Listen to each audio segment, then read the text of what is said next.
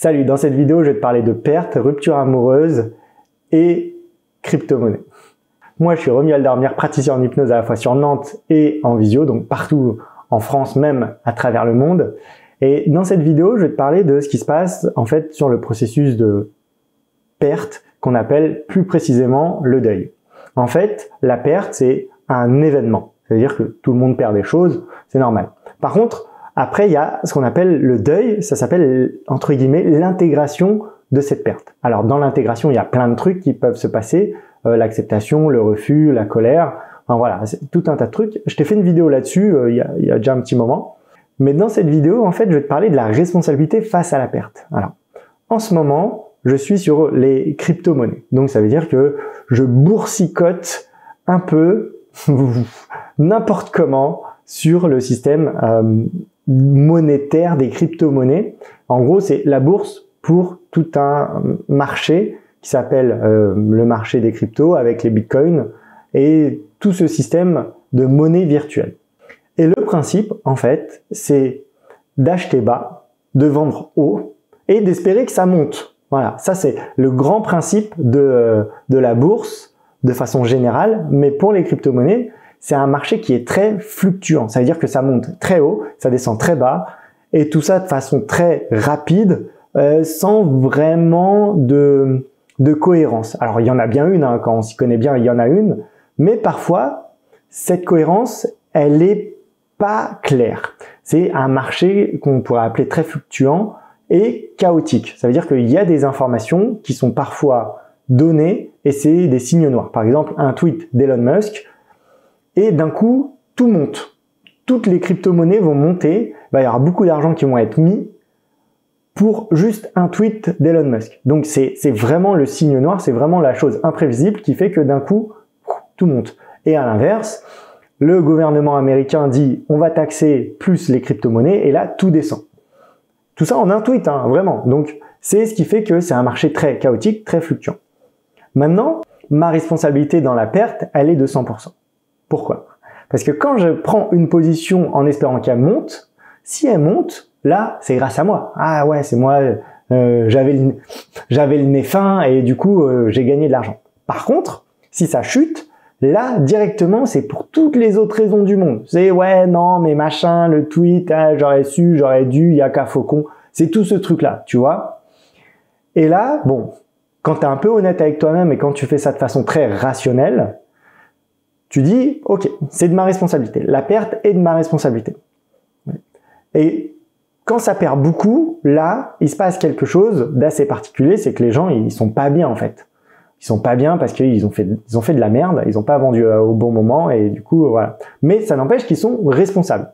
Cette notion de responsabilité, en fait, elle est assez importante dans le sens où ils sont pas responsables de l'événement. Ça veut pas dire que c'est à cause d'eux ou de leur faute que le cours monte ou descend. Mais c'est eux, en fait, qui ont décidé d'investir et qui ont décidé de pas se retirer au bon moment ou de pas, on va dire, réinvestir pour gagner plus. Bon, là, clairement, on est dans un système très capitaliste, très comptable, très monétaire. Mais l'analogie, elle est assez intéressante dans le sens où, en fait, tu es responsable de ce que tu mets et de ce que tu en fais, en fait. Tu es responsable de tes billes et de qu'est-ce que tu fais avec tes billes dans ce système très chaotique, très fluctuant. Et tout le monde est d'accord pour ça, enfin tous les gens qui s'y connaissent un peu, c'est qu'ils se disent responsables de leurs investissements et en fait ils ont tout un tas d'indices qui leur permettent de réduire vraiment les risques. Et ces indices, c'est des indices boursiers, voilà, c'est des indices de confiance en fait. Et plus ils ont des indices de confiance, plus leur mise va être haute, ou ils seront sûrs de ce qu'ils font. Mais en aucun cas, ils seront sûrs à 100%. C'est juste des indices. Maintenant, si on prend cette analogie dans le système des relations, dans le système amoureux, c'est là que ça va devenir intéressant parce que on va faire une analogie entre ce que tu mets en termes d'investissement et qu'est-ce qui se passe si d'un coup, cette relation disparaît. En gros, si d'un coup, il y a une personne qui sort. Et là, prenons le cas de Patrick et Bérangère. Patrick et Bérangère, ils sont en couple, ça fait déjà quelques années qu'ils sont ensemble, les indices de confiance sont très hauts. Donc, pas de raison que leur couple explose. Et Patrick décide de rompre parce qu'il est tombé amoureux d'une jeunette. Prenons cet exemple, il est tombé amoureux d'une jeunette et voilà, il a envie de vivre sa vie de 20 ans parce qu'il voilà, il l'a jamais vécu. On peut mettre tout un tas de raisons, mais ça n'empêche que il a décidé de rompre avec Bérengère.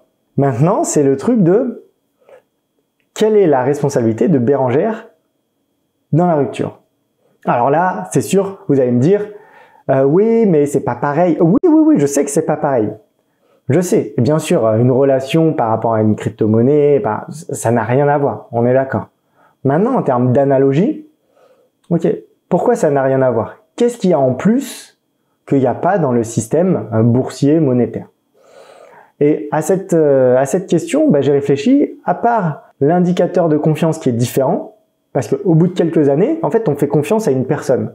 Et la personne, plus on fait confiance, plus on lui fait confiance, plus on va investir avec elle. On va acheter, une maison, on va prendre un chien, on va acheter un kangou, un scénic, une maison à la campagne, on va partir en vacances, on va présenter la famille, voilà. On va rajouter des indices de confiance. Et ces indices de confiance, ils sont cohérents en fait. C'est normal dans une relation, c'est normal que ça avance dans ce sens-là.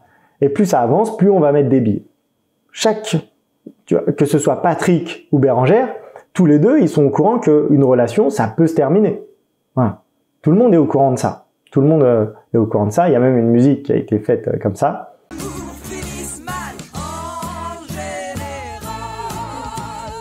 Quelle est la responsabilité de Bérengère?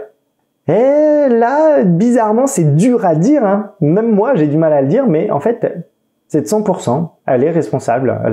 La relation, elle n'est pas responsable de l'événement. Elle n'est pas responsable de l'événement. Elle est responsable de l'expérience.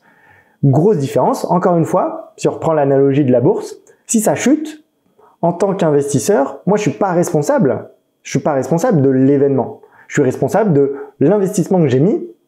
Voilà, ma petite part, je suis responsable de ma petite part et je suis responsable de ma perte. Et là, dans une relation, je suis pas responsable de l'événement en tant que tel. Si Patrick décide de partir parce qu'il est tombé amoureux d'une petite jeunette, moi en tant que Bérengère, qu'est-ce que je peux faire en fait? Qu'est-ce que je peux faire? Alors bien sûr, il y a tout un tas de trucs, il y a même tout un tas de business qui est de récupérer son ex.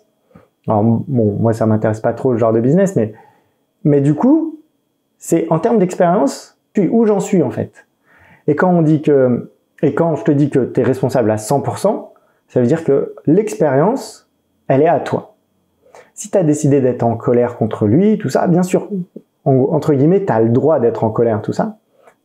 Mais, en fait, quand tu te mets en relation avec quelqu'un, il est possible que ça se finisse à un moment ou à un autre. Ok. Après, il y a des formes à mettre, mais ça n'empêche que tu es responsable des billes que tu as mis dans ce couple. Et si tu voulais pas perdre ces billes, entre guillemets, en fait, faut pas les investir. C'est con, hein, c'est très con, mais ou t'acceptes de les perdre. En gros, t'acceptes de donner sans retour. Et ça, directement, on rentre dans une vision de l'amour, dans quelque chose de la relation, dans une vision de la relation qui est très, on va dire, très élevée, très spirituelle. Alors, j'en suis pas là, je t'annonce, hein, j'en suis pas là. Mais on rentre vraiment dans « je te donne » et ce que je te donne, ça me fait plaisir à moi, mais c'est à toi en fait. C'est à toi. Et quand on rentre là-dedans, on n'est plus dans des transactions en fait. Parce que le principe d'une transaction, c'est de vouloir avoir un retour. Tu vois ce que je veux dire quand je parle de responsabilité? Que, en fait, t'es responsable, voilà, tu as posé ton expérience de dire, ok, pendant 10 ans, j'étais avec Patrick qui s'est barré avec une jeunette, du coup, je vais tout reprendre. Ouais, ouais, tu peux, mais c'est ta responsabilité. Tu vois où je veux en venir, en fait?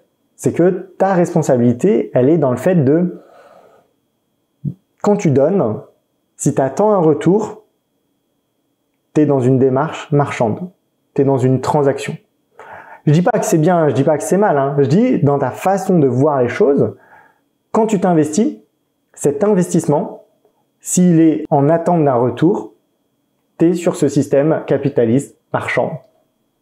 Tu es dans la réciprocité et c'est ok dans le sens où tout le monde fait ça, je fais ça, tu fais ça. Maintenant, il faut en être conscient.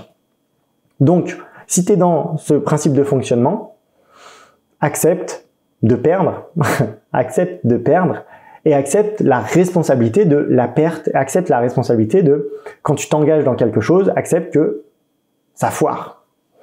Et quand tu penses un peu de cette manière, alors, ça va pas faire des miracles dans le sens où tu seras toujours triste, tu seras toujours en colère et tu passeras toujours par ce processus de deuil. Maintenant, quand tu rentres dans une relation avec cet état d'esprit, ben c'est plus pareil en fait, parce que t'arrêtes de te sacrifier au sens littéral du terme, t'arrêtes de te sacrifier au sens sauveur. T'arrêtes de te sacrifier au sens sauveur en quête de reconnaissance de l'autre.